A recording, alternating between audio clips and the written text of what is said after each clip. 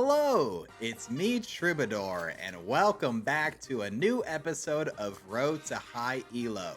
So, where did we leave off? I was 1650s and then hadn't played in a while, and then I lost and won a bunch and ended up around the same place as I left. 1680s. Win a bunch of wins and losses, I hadn't played in a while, and I ended up in the 1650s. And then since the last video, which for me recording this, it'll be a couple weeks apart. For me recording, the ranked video came out like just a few days ago. I've played a lot of ranked modes since then.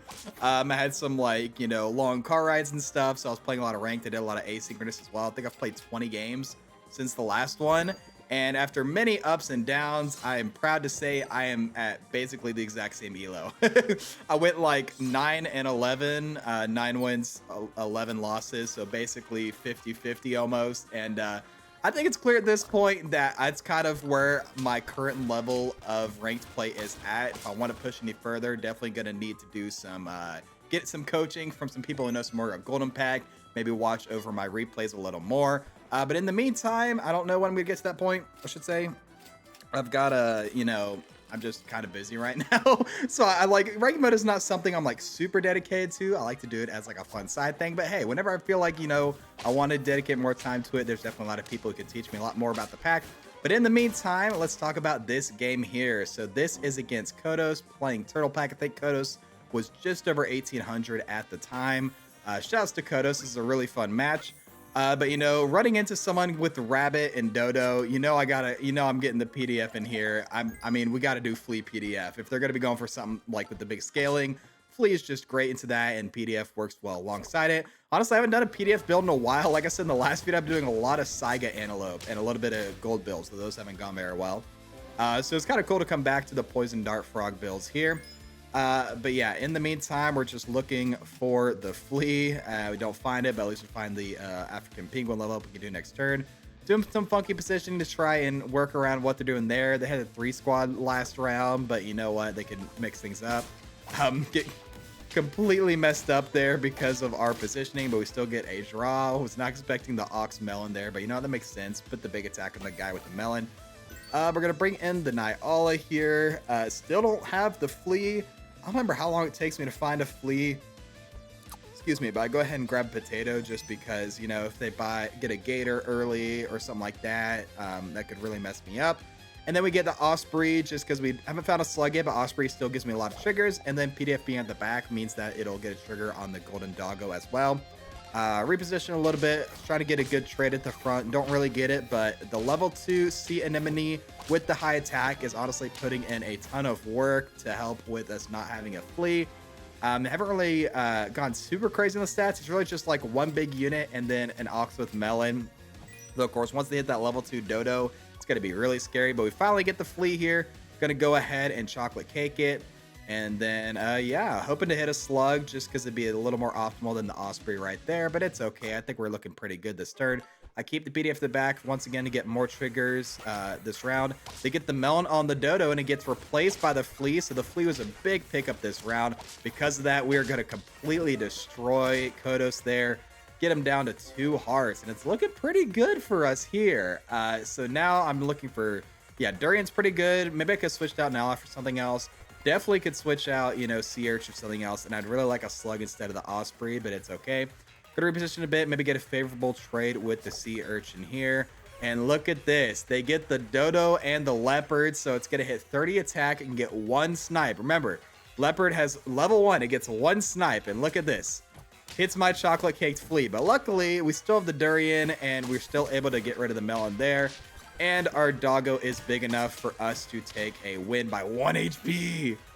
That's crazy. The chocolate on the PDF mattered there. So they're down to 1 heart. But keep in mind this Leopard. Because this Leopard, I'm telling you, this is the luckiest Leopard in the world. Kodos better go buy a lottery ticket.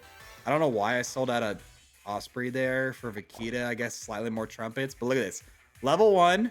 It gets the attack. It's got 19 damage snipes. So remember, Potato blocks 10 damage, and my PDF is at 7 health, so this Leopard can just barely one-shot it, but it's a 1 out of 5 chance to hit my PDF. No way that happens, right?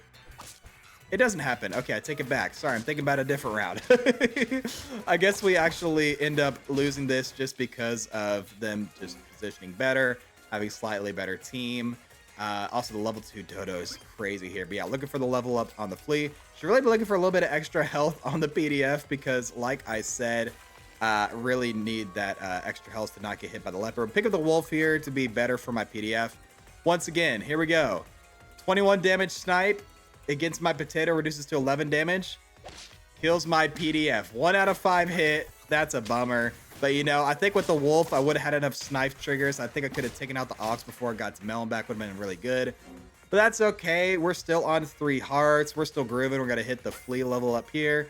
We'll hit some chocolate on the PDF. And we'll hit another one as well. It's a couple extra HP on top of doing more damage. And then we have the slug for next turn if we do lose. Once again, level 1 leopard. It's going to have enough damage to one-shot through potato, but there's no way it hits my PDF a second time in a row, right? It hits my PDF again. And this is the point when I'm like, okay, you know, I could just, you know, you got really lucky 2 turns in a row with the leopard snipe there. It's giving him, not only is, you know, it's getting wins, but it's getting him extra turns to dragon scale, which is really scary for me because the longer this goes on, my team is not set up to last that long. But we grab the potato there for the slug, and then I freeze this pretzel to throw onto my PDF. Once again, gets a whole round of dragon scaling for Kodos. Now, the onboard turtle finally for the flea.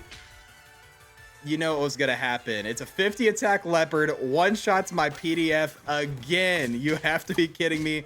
And now with the turtle there and no PDF, there's no way we are winning this match. We are down to 1 heart. That's like 2 or 3 rounds in a row. The level 1 leopard has hit my PDF. And I'm scared, dude. I'm like, okay, I just need all the health onto my PDF so it can hopefully live 1 snipe. We'll see what happens. We'll just figure the back to prevent a draw. Now we have the level 2 leopard. And then look at the stats now. Way higher stats than Kodos had several turns ago. We got the level 1 turtle on board as well.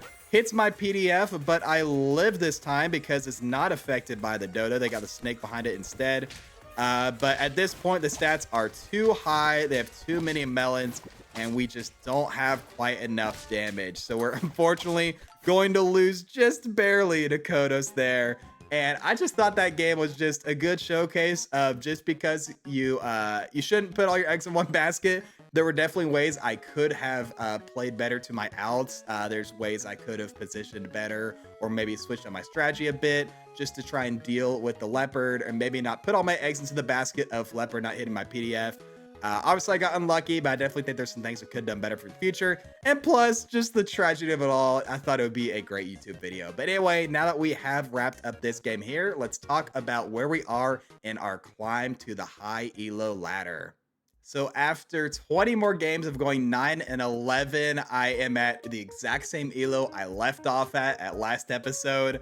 My total record is 41 and 40. I am aggressively mediocre. Like I said, there's ways I can make that better. Definitely could put some more time into it, but for now, I'm still having fun playing ranked on the versus on the side while I do my main arena gameplay. And who knows, maybe in the future, I'll pick up some more tools and we'll get to a higher elo than before. Just got to get through this period of, you know, going up and down and learning the pack. So but that's going to be it for me today. Thank you all so much for watching. Be sure to like, comment, subscribe, do the generic stuff. I'll catch you guys in the next video, but until then, as always, stay true.